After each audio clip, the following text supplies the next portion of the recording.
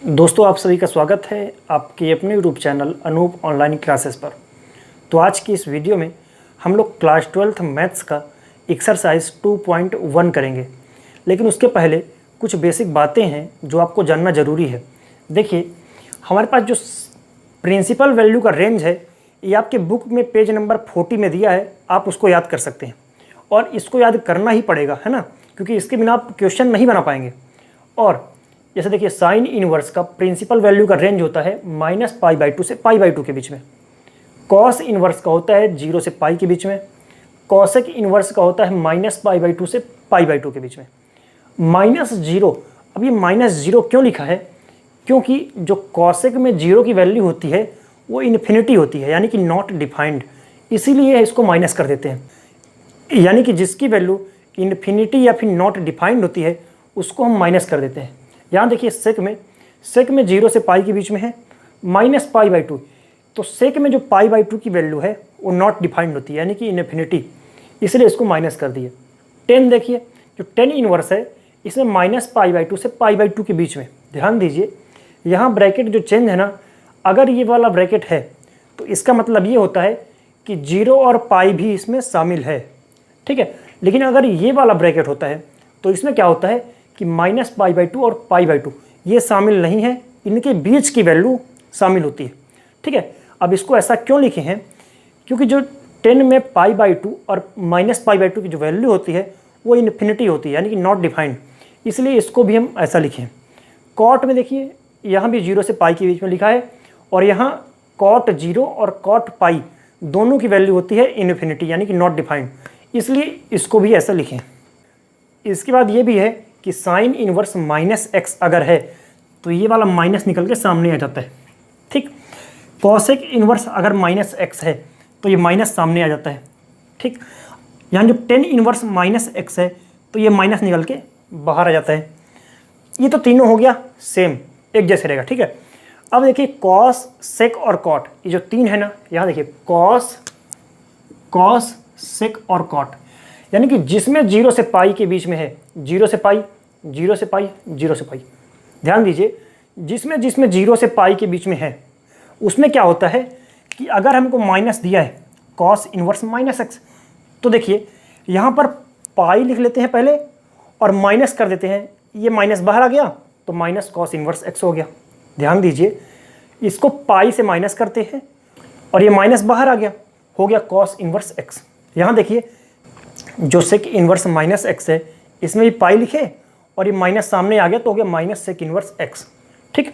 यहाँ देखिए, cot inverse -x है, तो अब कॉट में है और माइनस है तो पाई लिख दिए और ये माइनस बाहर आ गया तो हो गया कॉट इनवर्स x। ध्यान रहे, ये ऐसा तभी करना है जब अगर माइनस में दिया है ब्रैकेट के अंदर, ठीक।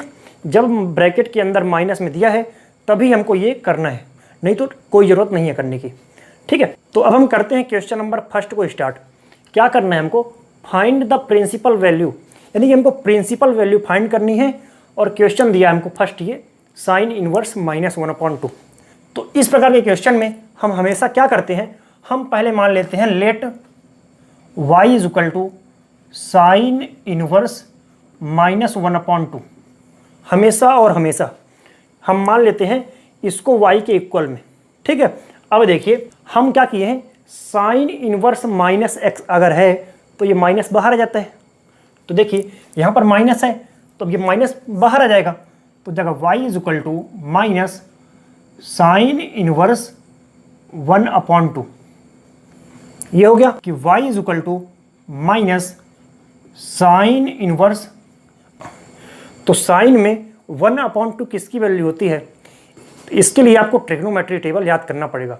अगर आप ये नहीं याद किए हैं या फिर नहीं याद कर पा रहे हैं तो आपको डिस्क्रिप्शन में एक लिंक मिल जाएगी जिसमें ट्रिक बताई गई है उसको याद करने की, तो आप जाके देख सकते हैं, ठीक है। तो जो साइन की वैल्यू 1/2 किस में होती है?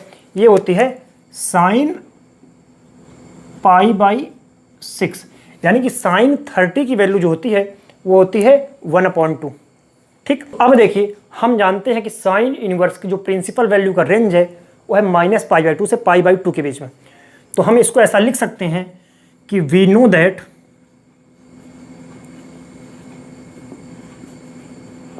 The range of principal value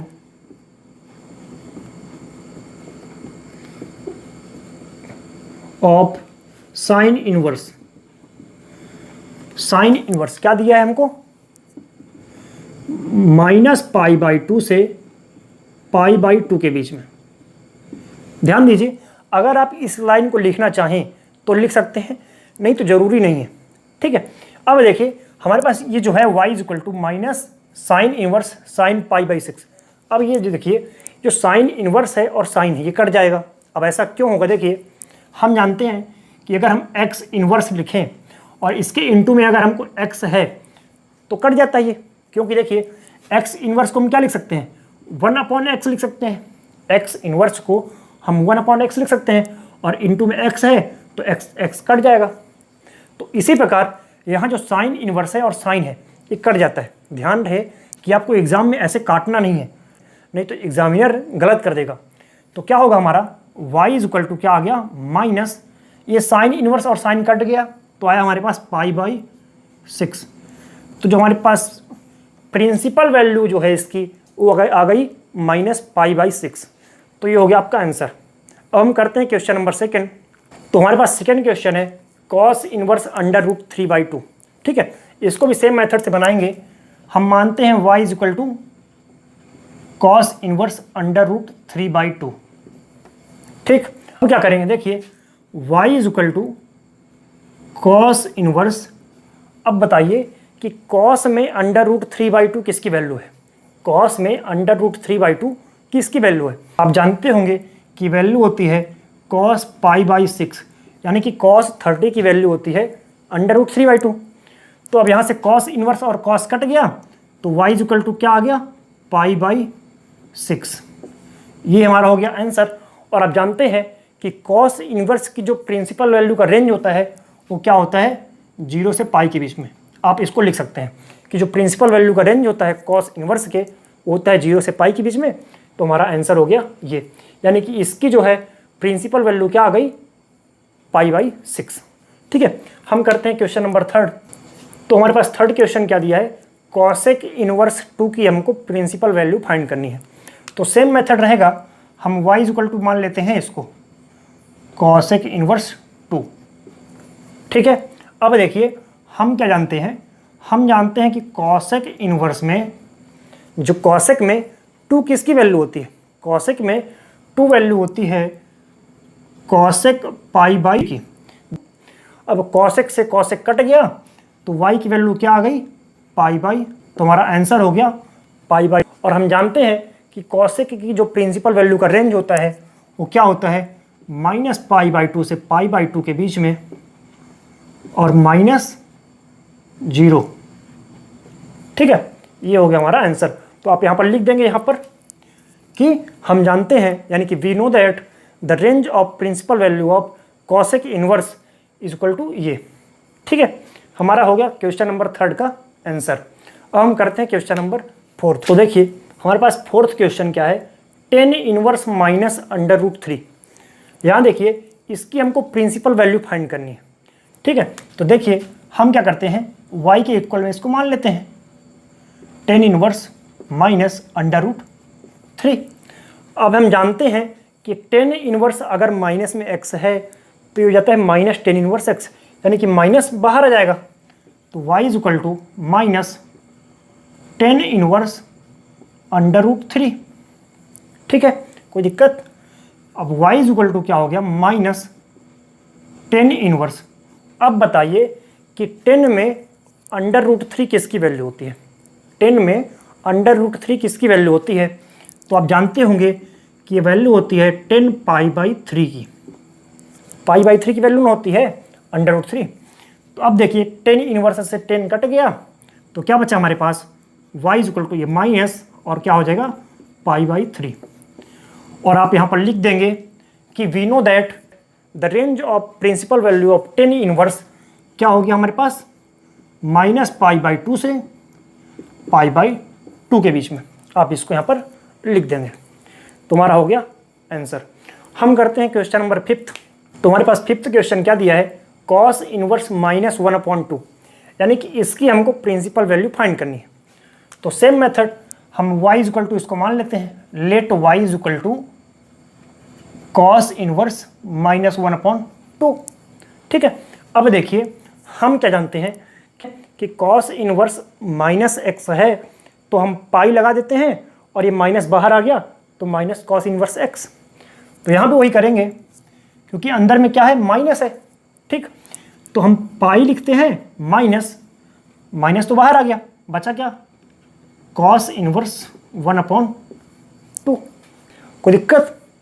अब देखिए ये y है पाई माइनस, अब देखिए हम जानते क्या हैं कि कॉस में 1/2 किसकी वैल्यू होती है, कॉस में 1/2 किसकी वैल्यू होती है, तो आप जानते होंगे कि वैल्यू होती है कॉस π/3 की, यानी कि कॉस 60 की वैल्यू होती है 1/2।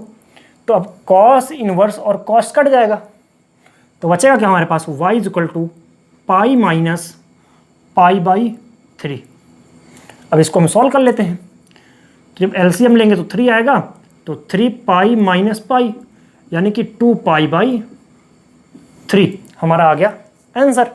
और हम यहाँ पर क्या लिख देंगे कि we know that the range of the principal value of cos inverse क्या दिया हमारे पास, 0 से पाई के बीच में। ठीक है, तो ये हमारा हो गया क्वेश्चन नंबर 5 का आंसर। अब हम करते हैं क्वेश्चन नंबर 6। तो हमारे पास 6 क्वेश्चन क्या दिया है, tan इनवर्स -1, इसकी हमको प्रिंसिपल वैल्यू फाइंड करनी है। तो ध्यान दीजिए, सेम मेथड हम मानते हैं let y equal to tan inverse -1। ठीक, और हम ये भी जानते हैं कि tan इनवर्स में अगर -x है तो ये माइनस सामने आ जाता है, तो सेम यही करेंगे, y इक्वल टू, ये माइनस बाहर आ गया तो क्या है हमारे पास, tan इनवर्स 1। तो देखिए ये है y equal to minus tan inverse.